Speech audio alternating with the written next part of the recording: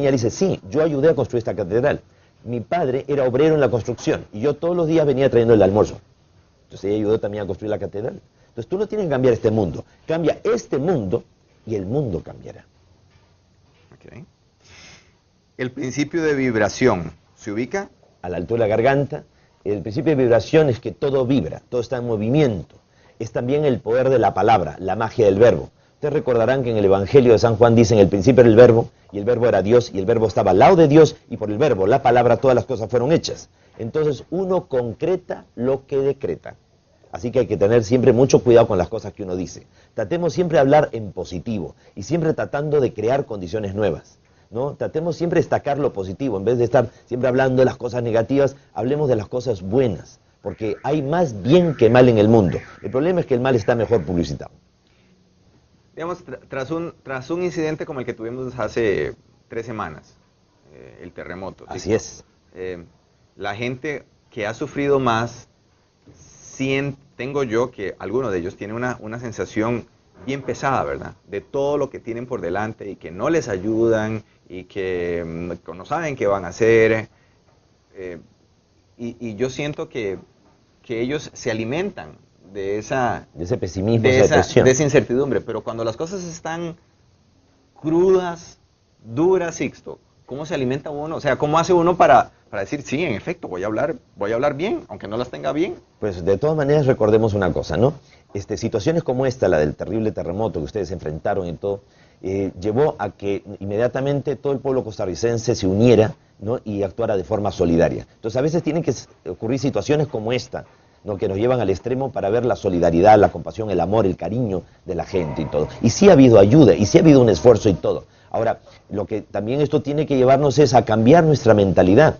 Lamentablemente el sistema, con la influencia que hemos venido teniendo de los países desarrollados, todo llevaba a enfocar las cosas de forma egoísta, ¿no? Tú te dedicabas a tu casa, a tu familia, ¿no? Hay mucha incertidumbre, hay muchos robos y todo, porque tú vives en tu casa, te importa quién vive al frente, no te importa muy poco también quién es tu vecino. No, ya nos saludamos al vecino, ya nos enteramos quiénes viven en la cuadra. Si todos nos conociéramos, si todos fuéramos solidarios, si fuéramos más amigos, ¿no? Entonces no sería tan fácil que un delincuente robe en el barrio, no sería, podríamos decir, viviríamos mejor y más unidos. Entonces, hay situaciones como esta, como un terremoto y todo, que lleva a que la gente se solidarice, se comprometa. Entonces, se cumple siempre aquello que es sabiduría popular. No hay mal que por bien no venga. Entonces, enseñarle a la gente que aunque se haya derrumbado su casa, aunque se haya destruido tal o cual situación, esto nos motiva y todo a que nos unamos para salir adelante y para construir mejor, para mejorar y para progresar. Entonces, nadie nos dijo que la vida iba a ser fácil,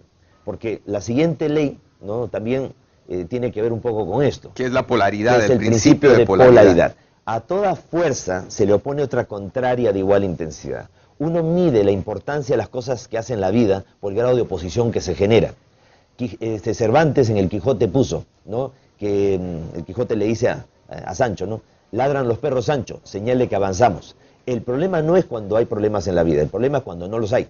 Porque o lo que estás haciendo no vale la pena, o es que los problemas se están represando y por algún lado van a tener que salir. Entonces, la ley de polaridad lo que nos enseña a nosotros es que uno tiene, de alguna manera, que fortalecerse y saber de que las pruebas, las dificultades, todo lo que ocurre alrededor nuestro, está en función también de lo que nosotros estamos haciendo. Si estamos haciendo cosas importantes y todo, tiene que haber crítica, tiene que haber rechazo, tiene que haber dificultad, porque eso nos ayuda a medir la importancia y trascendencia de lo que tenemos entre manos. Así es. Principio de ritmo, Sixto, ¿desde dónde se ubica? A la altura del plexo solar, ligeramente por encima del ombligo, es que todo va y vuelve, todo fluye y refluye. O sea, todo está sujeto a fluctuaciones. Cuanto más oscura está la noche, señales de que el día está más cerca. Si el panorama mundial está muy complicado, es porque algo maravilloso, increíble, está a punto de ocurrir. Pero hay que creerlo para crearlo y hay que decretarlo para concretarlo. De eso se trata. Entonces, si esta situación tan dura, tan difícil, ¿no? El terremoto que se produjo aquí en Costa Rica, recordemos que nuestro planeta en este momento está mutando, producto de convulsiones que están produciendo en el Sol y una radiación extraordinaria que está llegando a la Tierra, que está haciendo que el núcleo de la Tierra pues entre también en convulsión, el planeta se hinche y está resquebrajando toda la corteza terrestre. Entonces, es necesario que se libere parte de la energía que estamos viendo ahí adentro. porque si no se libera en algún momento, se corre el riesgo de que los desastres sean incluso mayores. Entonces, también esto nos lleva a tratar de no desforestar tanto. ¿Por qué? Porque muchos de los corrimientos de tierra, muchos de los problemas que estamos teniendo es porque hay zonas de bosques y todo que se han deforestado y todo. Entonces, para evitar que nuevamente pasen ese tipo de cosas, tratemos de armonizar con la naturaleza, tratemos de cuidar nuestro entorno, ¿ya? Y tratemos también de evitar construir en lugares donde verdaderamente es más que peligroso. Recordemos, la defensa civil siempre pues tiene la razón, y lamentablemente llegan situaciones como esta en donde uno se da cuenta pues de que no hizo caso a las previsiones, pero por la ley del ritmo, como todo está sujeto a fluctuaciones, ya, entonces es después de un desastre, después de una situación que uno tiene que sacar las mejores lecciones para la próxima vez, porque siempre habrá una próxima vez, porque todo está sujeto a fluctuaciones. Principio 6, el de causa y efecto. Todo lo que uno siembra, eso cosecha. Ahora, hay muchos que afirman de que esta ley, la de causa y efecto, sería el fundamento del principio o de la ley de la reencarnación de las vidas sucesivas. Porque todo lo que uno siembra, eso cosecha. Entonces, dos personas no nacen en igualdad de condiciones. Uno nace hombre y otro nace mujer. Uno nace pobre y otro nace rico. Uno tiene todas las oportunidades en la vida, otro no tuvo ninguna. Uno tuvo una larga vida y otro ni bien nació, se murió o no nació. Uno tuvo una hermosa familia y otro o no la tuvo, mejor que ni lo hubiera tenido. Si dos personas no nacen en igualdad de condiciones y Dios no interviene, tendríamos que pensar que Dios es indiferente frente al dolor humano. Y si interviene es injusto, porque no le da a todos la misma oportunidad. Pero Dios no es ni indiferente ni injusto, sino que todos tendríamos que pasar por todas las experiencias humanas para ir creciendo en conciencia.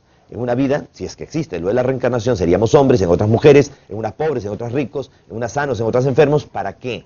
Para que aprendamos a ser solidarios y compasivos unos con otros. Ahora, algo tan importante como esto de la reencarnación, ¿por qué no se menciona en la Biblia? ¿Y quién dice que no se menciona? En el Antiguo Testamento, esta ley de causa y efecto se menciona como la ley del talión, ojo por ojo y diente por diente.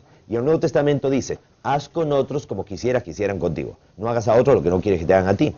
Caso evidente de reencarnación podría ser el que se menciona, por ejemplo, en el libro de Reyes, en el Antiguo Testamento, que Elías, profeta de Israel, fue arrebatado por un carro de fuego delante de un testigo presencial, su discípulo Eliseo. Al parecer un ovni se lo llevó. Pero poco antes de que Elías se lo llevara, él se enteró de que el rey Ahab, rey de Israel, se había casado con la princesa Jezabel, princesa de los fenicios. 450 sacerdotes de Baal comían en la mesa del rey Ahab. Entonces Elías, en un arranque de celo de amor a Dios, retó a los sacerdotes de Baal para que en la cima del monte Carmelo sacrificaran un holocausto a su Dios, que él solito haría lo propio. Quien no pudiera demostrar que su Dios era verdadero, lo pagaría con la muerte. Los sacerdotes de Baal chillan, gritan, saltan, bailan y su Dios no se manifestó. Él solito hizo lo propio, oró, bajó un rayo de luz del cielo, consumió su holocausto. Entonces agarró una espada y él y el pueblo le cortaron el cuello a los sacerdotes de Baal, a pesar de que el mandamiento de la ley de Dios dice no matarás. Y no es no matarás los fines de semana o no matarás a lo de tu pueblo, al resto a los puré. No, no matarás en general. ¿Y qué fue lo que hizo Elías? Mató a otros seres humanos cortándoles el cuello.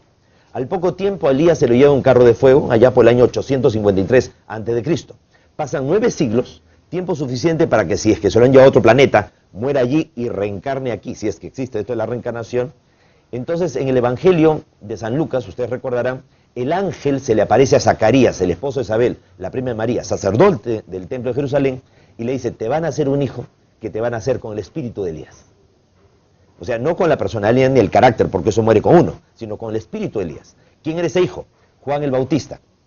Si Juan el Bautista era la reencarnación de Elías, y Elías tenía una deuda de sangre por haber matado a otros seres humanos cortándoles el cuello, por la ley del talión, ojo por ojo y diente por diente, por la ley de causa y efecto, ¿cómo murió Juan el Bautista? Qué raro, ¿no? ¿Por qué sería? En el Evangelio de San Mateo, cuando Jesús está en lo alto del monte Tabor, vive la transfiguración, una nube luminosa o una nave se coloca encima de Jesús. Y él se torna resplandeciente y a su lado aparece Moisés y al otro lado aparece Elías. Cuando desaparece esa visión, Pedro, que era uno de los 3 apóstoles testigos del fenómeno, le pregunta a Jesús, Señor, ¿pero no estaba dispuesto de que antes de que viniera el Mesías tenía que regresar Elías? Y Jesús dice textualmente, en verdad os digo, Elías ya vino y no le habéis sabido reconocer, antes bien hasta la habéis matado. Entonces comprendieron que se refería a Juan el Bautista. Esto explicaría también por qué muchos de nuestros niños actualmente, cuando nacen y tienen de pronto 1 año y medio, 2 añitos, tienen un comportamiento que parecen viejitos metidos en el cuerpo de niños. Quizás porque las condiciones de nuestro planeta son tan especiales que si antes uno se demoraba una cantidad de años para reencarnar de una vida a otra, ahora están volviendo de inmediato, porque todos tenemos que estar presentes para el momento del gran cambio y la gran transformación. Y finalmente, la última ley, que la podríamos ubicar a la altura del coxis, ya que causa y efecto... Es el principio de generación. Sí, causa y efecto lo ubicaríamos a la altura de los órganos sexuales. A la altura del coxis ubicaríamos el principio de género o generación. Todo en el universo busca su complementación. Todo tiene su masculino, su femenino, su positivo, su negativo. Con el tiempo, uno llega a darse cuenta que hasta lo malo no es tan malo, porque hace que lo bueno sea más bueno. ¿Quién sabría valorar la luz del día si antes no pasa por las tinieblas de la noche? Entonces, a veces las cosas muy malas pueden traer consecuencias muy positivas, solamente que uno tiene que aprender a verlas. Si uno conoce estas 7 leyes y principios universales y las aplica en su vida, como sugiere la ley del secreto, la ley de atracción, lo que tú puedes atraer sobre tu vida de acuerdo a la frecuencia de tus pensamientos. Ojo, pero primero accionando el principio de creación, descubriendo tu potencial creador. Recuerden que los salmos de la Biblia dice, dioses sois hijos del Altísimo, decretando con convicción y con fuerza, asignándole la emoción y el sentimiento para que las cosas se materialicen, lográndolo primero en un estado de paz, de equilibrio, de balance interior, fortaleciendo previamente la voluntad y sobre todo poniéndole una cuota de amor para que todo aquello que puedas atraer en tu vida sea positivo y sea también para compartir y repartir, no de ninguna manera de forma egoísta. En una de las versiones del cuento de la lámpara de Aladino, se dice que Aladino no era pues un muchacho que el tío trata de manipularlo, sino se habla de un Aladino pescador que lanza sus redes al mar y cuando las arrastra, aparte de sacar peces, saca una lámpara y en la lámpara estaba grabado un mensaje que decía, firmado por Salomón, en la lámpara que decía, solo se debe usar aquello que se ha aprendido a usar. Entonces uno tiene que prepararse para accionar todas estas leyes, para que estas leyes no nos cobren después la factura. Usarlas siempre para bien y de forma generosa y de forma, podríamos decir, que nos sirva para tener más, para dar más a los demás.